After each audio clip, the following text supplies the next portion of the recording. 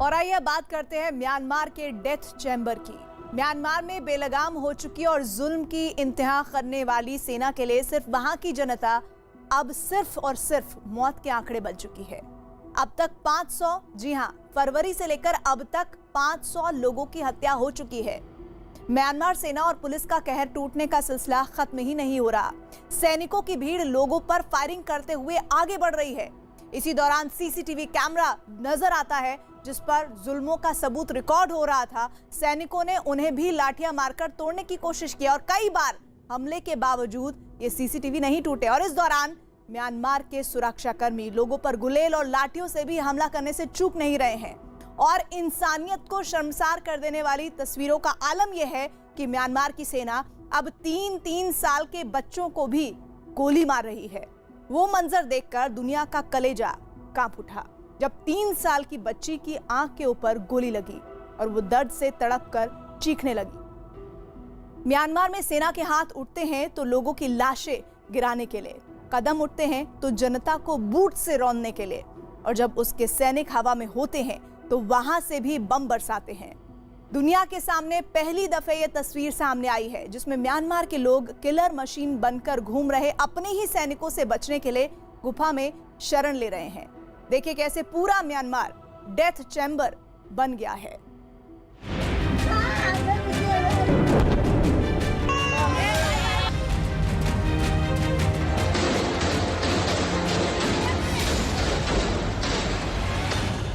Myanmar में सेना पर खून सवार,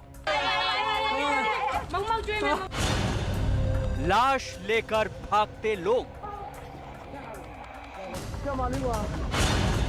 अंतिम यात्रा में भी फायरिंग। म्यांमार की इन तस्वीरों ने दुनिया को हिलाकर रख दिया। म्यांमार की पुलिस और सेना हाथों में हथियार लेकर अब मासूमों का भी खून बहा रही है। म्यांमार की सेना प्रदर्शनकारियों के नाम पर मासूमों की जान ले रही है। 29 मार्च को सेना और पुलिस के जवानों ने एक 3 साल की बच्ची की आंख पर रबर बुलेट से फायरिंग की। बच्ची की दाहिनी आंख के ऊपर गोली लगी। मासूम दर्द से तड़पने लगी।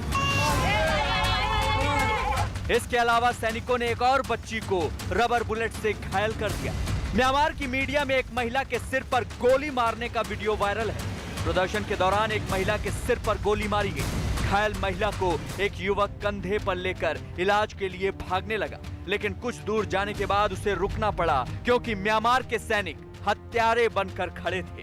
कुछ देर में महिला की मौत हो गई। म्यांमार में सेना और पुलिस के लोग जो कर रहे हैं, ऐसा सिर्फ वहशी भीड़ और खून के प्यासे हत्यारे ही कर सकते हैं।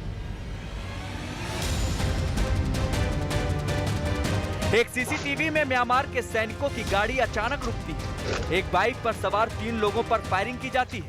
2 युवक भाग जाते हैं। उनकी पीठ पर गोली मारी गई। तीसरा युवक वहीं फंस जाता है। सेना के लोग पहले उस पर फायरिंग करते हैं, फिर उसे बुरी तरह पीटते हैं।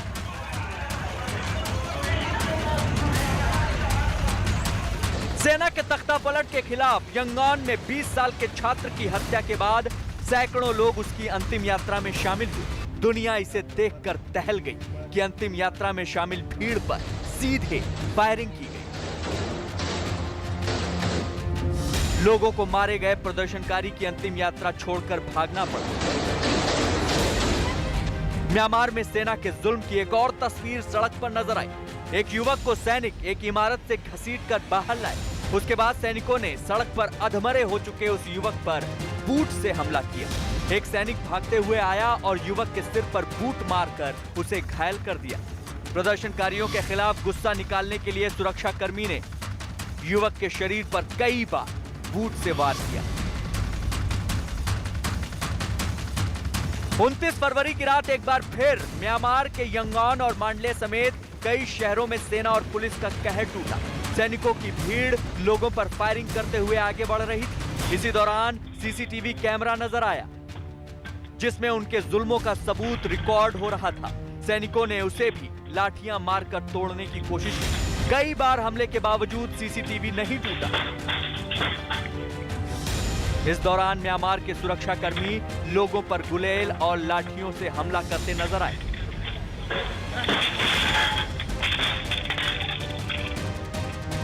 म्यांमार की सेना का सबसे खौफनाक हमला 28 मार्च को हुआ। थाईलैंड की सीमा के पास वाले इलाकों में अपनी ही जनता पर म्यांमार की सेना ने लड़ाकू विमान से बम बरसाए। म्यांमार की वायुसेना ने अपने ही नागरिकों पर इतने गोले बरसाए कि लोगों में भगदड़ मच गई। जान बचाने के लिए सैकड़ों लोगों ने जंगल में बनी गुफाओं में शरण ली। ये तस्वीरें म्यांमार के करेन गांव की हैं। यहाँ थाईलैंड बॉर्डर के पास जंगलों में लोग सेना के हवाई हमले से बचने के लिए परिवार समेत गुफा में छुपे हुए हैं। यंगान में 13 साल के बच्चे की हत्या के बाद मातम के लिए भारी भीड़ जुटी। खबर है कि पुलिस ने यहां भी दहशत फैलाने के लिए अंतिम संस्कार में जुटी भीड़ पर फायरिंग की। हालांकि इस फायरिंग में किसी के घायल होने की खबर नहीं है। म्यांमार के मोनेवा में भयानक आगजनी की तस्वीरें सामने आई। लोगों ने सेना और पुलिस को रोकने के लिए सड़कों पर सैकड़ों बोरियों के ढेर लगा दिए, लेकिन सेना की फायरिंग नहीं रुकी। इस दौरान लोगों ने भी सेना का सामना किया। मोनेवा में प्रदर्शन के दौरान लोगों ने बोतल बम से भी हमला किया, जिसके बाद सड़कों पर कई जगह आग लगा दी गई। कुछ जगहों पर टायर जलाकर प्रदर्शनकारियों ने सेना को रोकने की कोशिश की।